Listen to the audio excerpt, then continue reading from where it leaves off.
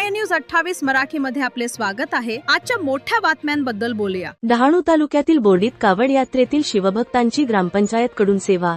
दरवर्षीप्रमाणे यंदाही दिनांक 23 ऑगस्ट 2026 रोजी बोर्डी येथे कावड यात्रेत सहभागी होणाऱ्या हजारो शिवभक्तांसाठी सौमिल सतेज राऊत, उपसरपंच, ग्रामपंचायत बोर्डी आणि मित्रपरिवारातर्फे चहा, नाश्ता व पिण्याच्या पाण्याची सुविधा उपलब्ध करून देण्यात आली। कावड यात्रेचे आयोजक, कावड यात्रेतील शिवभक्तांची सेवा करणारे माझे सहकारी तसेच सर्व कावड यात्रेकरूंचे घोलवड पोलीस सहाय्यक निरीक्षक श्री संदीप कहाळे साहेब यांच्या वतीने बोर्डीत मनःपूर्वक स्वागत करण्यात आले। यावेळी कोकण प्रांत गोरक्षक प्रमुख, बजरंग दलाचे पदाधिकारी, कावड यात्रा आयोजक श्री चंदन सिंग व त्यांचे सहकारी, बोर्डी गावाचे सरपंच श्री श्याम लक्ष्मण दुबळा, बोईसर पोलीस ठाण्याचे PSI श्री अल्पेश विशे, ट्रॅफिक शाखा तसेच माझे सहकारी व मित्रपरिवार मोठ्या संख्येने उपस्थित होते। सेवेबरोबरच स्वच्छतेचे भान राखत आजूबाजूला निर्माण झालेल्या कचऱ्याची योग्य प्रकारे विल्हेवाट लावण्यात आली।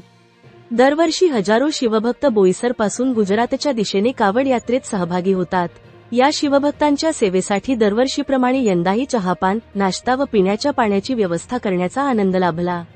रिपोर्टर इंडिया न्यूज 28 साठी रहीम कुरेशी, डहाणू विधानसभा मतदारसंघाची रिपोर्टर।